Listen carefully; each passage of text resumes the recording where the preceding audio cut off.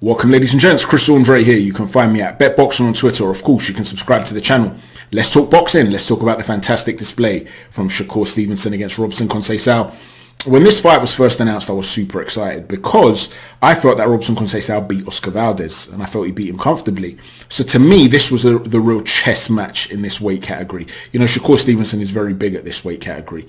And so I knew that there wasn't going to be really anybody that would be able to impose their physicality on SHAKUR STEVENSON. There was talk of Navarrete stepping up from the weight category below, and I'm sure he would have given it a real go. And you know, Navarrete's always going to be in fun fights, very unorthodox, so he could be landing shots that a guy who's as well drilled and as well schooled as Stevenson is not used to seeing. So he could land some shots early on, but ultimately you'd see an adjustment, and I just thought he was too big really for Navarrete.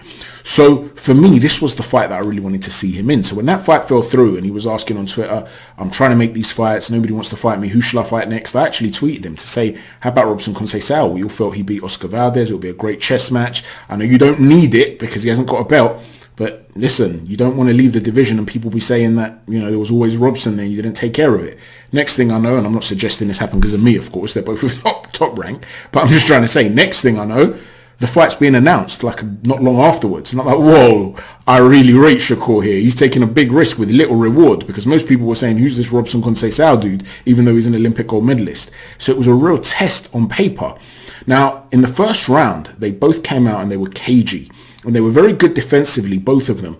Robson was seeing the shots coming. When SHAKUR was leading off, he would just be stepping back and very calmly just bringing the arm up, blocking a shot, stepping back with both arms up and seeing the shot whiz past his body, and he was almost posturing as he was avoiding shots. But he was finding a home for the jab of his own to the body, and also the right hand, the long right hand to the solar plexus too. And so he was finding a home to the body, and I gave him the first round. The second round was a swing round as SHAKUR started to walk him down and up the tempo, and he landed some nice shots. But again, the long shots to the body and even the left hook over the top of SHAKUR's step-in jab was landing fairly frequently from ROBSON CONCEICAO. He was landing shots, and so I actually had him winning 2-0, but I could see that SHAKUR had started to adjust now. The third round was a really good round for SHAKUR STEVENSON. He was getting close. He was punching inside the arc of Robson's shots. This is the first adjustment that SHAKUR made, which was brilliant. See, initially when he was leading off and Robson was stepping back and he was basically making SHAKUR miss, when he would then lead off himself, the Brazilian, he would be landing shots and be able to get out quite quickly. What would happen at that point, instead of being on the back foot, SHAKUR, and taking a look, he decided to close the range a little bit more. He did something that I was saying Golovkin should have done against Canelo last week, and that is stay just on the edge of range. Well, this time, instead of staying just on the edge of range and stepping out and coming back in, he was just inside the edge of range, so he didn't have to step out really. He'd be rolling with shots because CONCEICAO was over lunging with that right hand. He'd always step in with that left hand and then shoot that right hand with a bit of a loop behind it, trying to really put something on it to make SHAKUR respect his power. And when he was doing that, he'd be deflecting a shot, rolling with a shot, catching a shot, and a trigger counter would come back immediately.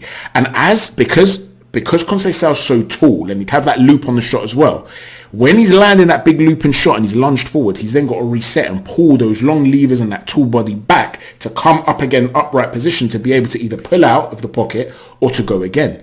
And within that moment where he needs that slight reset, SHAKUR was going to work with short, sharp shots. So you started to see that he started to make an adjustment, and Robson seemed to be reacting quite big to those body shots, I felt. You know, when he was landing his own body shots on SHAKUR wasn't really moving too much. Now, this is one of the reasons, by the way, that not making the weight is unfair in many regards, and it's a lack of professionalism, because maybe he was able to absorb those body punches because he was comfortable. He didn't even try to make the weight after he wasn't able to get the first time. He went and played ping pong. Whereas CONCEICAO, by really pushing himself to make the weight, maybe that's why he's feeling his body shots, right? Now, that's just a side note. I'm not suggesting this affected the result at all. I'm just explaining why what SHAKUR did in the build-up was a little bit distasteful, in my opinion, a little bit unprofessional. The fourth round, he got a knockdown. No way was that a knockdown. He landed some nothing little body shot, seemed to lean on Robson, and then Robson went down after being lent on 2-3 seconds later. The commentary team were trying to say, well, maybe there was a delayed reaction after the body shot. Ludicrous. It was a shocking score of a knockdown.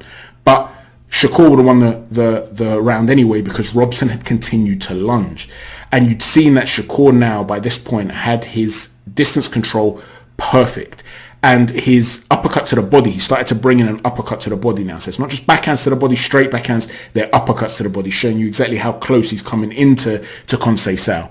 Now, at this point, you're expecting Conceição to make an adjustment. You can see that things aren't going well. He's adjusted to you. You started well. He's adjusted to you, and he's now coming back into the fight. And I know that Andre Ward had it 4-0 up, apparently. Someone told me on Twitter. I don't think so. I had the first 2 rounds going to Conceição. They were very competitive. The commentary I felt was very biased. But despite it being very biased, the tide had changed. And Conceição was clearly at points landing the left hook, and the backhand to the body was still there, but the left hook over the top of the jab of Shakur was still there. And he was throwing it like a bit of a slapping shot, but it was there for him. And instead of trying to double up with the jab or, disguise as though you're going to step in with the jab to throw that right hand, that 1-2, and instead as you step in on that front foot, instead of throwing the right hand, you throw a left hook, try and catch him out. He carried on doing the same things. The pattern was consistent. And from that point forth, I had him going 5-2 up Shakur Stevenson in complete control, very destructive, very consistent with that body work. And he started to do, in my opinion, to Conceição what Usyk tends to do to opponents. There is that pressure, that mental fatigue that is applied because his construct's breaking. They're stepping on each other's foot, but he's the one falling over. He's trying to throw shots now from a little bit further out than he should because he's thinking, if I throw it from just in range and I catch Shakur, as I'm pulling out, he's catching me in return. So I want to avoid getting countered like that. So I'm going to throw it from a little bit further out. And by doing that, you're falling short. So as you're then leading off, he starts to land on you. So where you were having success early on by leading off, now you're getting countered and you're falling short and getting caught as a result. What he needed to then start doing is to allow Shakur to step in now. Now you get on the back foot. Because when Shakur has to step in, try and time him on his way in, show a bit of an adjustment. And in round 8, we did see some good work from Conceição. And I know the commentary team was saying he didn't land anything and they don't know why he took the round off. Go and watch the round again. He landed some shots on Shakur Stevenson. I actually had him nicking what was a close round. Again, he was doing a lot of it by letting Shakur lead off. He also stopped throwing the 1-2s consistently and started putting his hands together in combinations, throwing straight punches. Now, what I wanted to see him do is switch up and vary the combinations too. Go for a 2-1, that Kovalev type combination, or double up the jab, or like I said, throw a jab and then off of that jab come up with a left hook, as though you're going to throw a right hand off of that straight jab and then instead come up with the left hook. Vary up a little bit. He wasn't doing that though. And from that point forth, I had Stevenson readjusting by continuing to apply incessant pressure and target the body. And Robson Conceicao lost his construct. He couldn't get away from trying to overreach with that right hand because he clearly was very uncomfortable when he was getting caught with shots up close. And it seemed to make him not gun shy in the sense that he wasn't throwing, but gun shy in the sense that he wasn't putting his feet into position.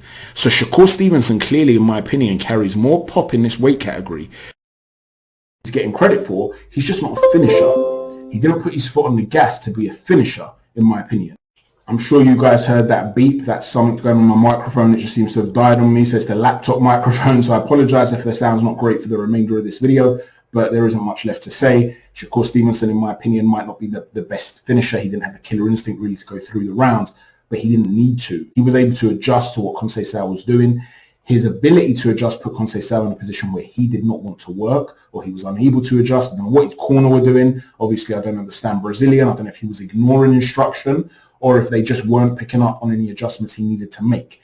Either way, he didn't adjust to try and lure Shakur onto shots, and he didn't try to vary up the sort of combinations he was throwing. He continued to throw that predictable 1-2 with a long, lunging right hand out of range because he was intimidated when he was in range, and he ended up, essentially, in my opinion, losing the fight 9-3. In fact, I've just noticed on Twitter I put 8-4 to Shakur Stevenson. I meant to put 9-3 to Shakur Stevenson. Regardless, typo. It was a brilliant performance from Shakur, and I felt that he won the fight comfortably.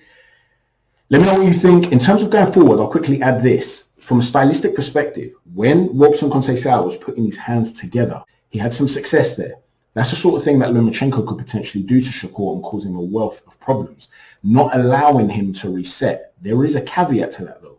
Conceicao is tall and rangy, a lot taller and rangier than Loma. He's a bigger man than Loma. Shakur is a bigger man than Loma. I know you're looking at it and saying, well, Shakur's going to step up to a division that Loma's already operating at, but this is Loma's third weight category. Go and Google photos of them together. You'll see that Shakur is the bigger man than Loma. So is Loma going to be able to close the range as consistently when Shakur Stevenson isn't necessarily in a position where he wants to necessarily be as aggressive as he was tonight? He might not want to be inside the pocket looking to let go of his shots immediately after Loma lets his go, and willing to get on the back foot and basically lure you in. Loma's a fantastic pressure fighter, a lot of feints. It would be a terrific fight, it's for sure.